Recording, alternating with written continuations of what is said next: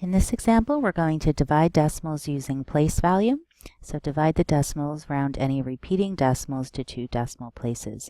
So here we're not specifically told to use long division. We're not drawing any pictures. We just kind of have to look at the problems and decide which is, I would think, the most simplest way you can do this.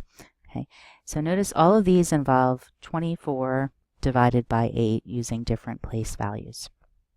So 24 divided by 8 is 3. Okay.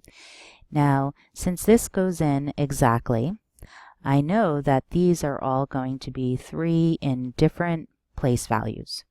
Okay, so maybe 3/10, maybe 3 ones, maybe 3 tens, maybe 3 hundredths. Okay, so let's use the idea that we used in 2 videos ago, where we're going to look at the number of place values for each of them and subtract. Since it terminates, we can do that. If it doesn't, you cannot. So we have 1 decimal place here and 1 decimal place here, and subtracting them, you'll have 0 decimal places. So that means 2.4 divided by 8, we could write 3. The decimal place is here, but we're not going to move it at all. We move it 0 places. If it was positive, we'd move it that many places to the left. If it was negative, we'd move it that many places to the right. So this is just 3. And if you think about it, how many 8/10ths are in 24/10ths? There's 8. Now looking at this one, how many 8/10ths are in 24/100ths? Well, I know that's going to be negative. So we know it's going to involve 3. Let's look at the number of place values. Here there's 2. Here digits after the decimal. Here there's 1 digits after the decimal. So our answer is going to have 1 digit after the decimal. So I'll write 24 divided by 8 is 3. The decimal right now is here, so I'm going to move it 1 place to the left. So that will be, and I'm going to rewrite, always rewrite your answer because that is hard to tell what it means. So the quotient is 0.3. Now we have 42 hundredths divided by 7 hundredths. So I hope you know this is 6. 42 divided by 7 is 6, and since they're both hundredths, it's going to come out the same way. Looking at the digits, here we have 2 after the decimal, also 2 after the decimal. 2 minus 2 is 0.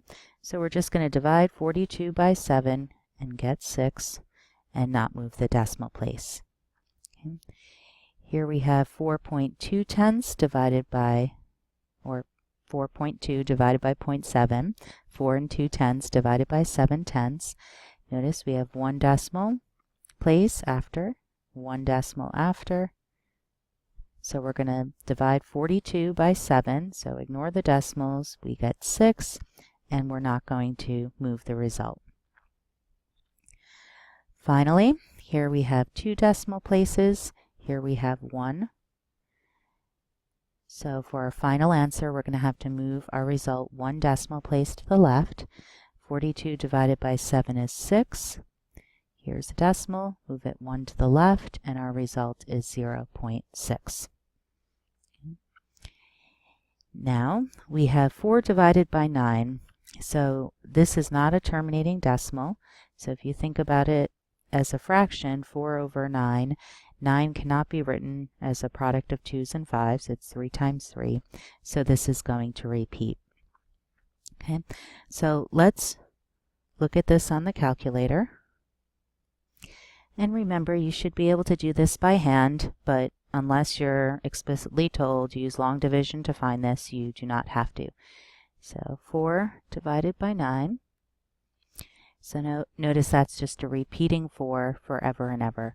They told us to round any repeating decimals to 2 decimal places. So I'll look at 3 decimal places. Let's do this down here. It's 4's forever. So 3 decimal places. The thousandths place is less than 5, so I'm just going to drop this and not round up. I'll round down. So we have 0.44. Okay. Now notice, since all of these involve 4's and 9's, they're going to be a whole bunch of 4's, but we don't know the specific place values. Okay.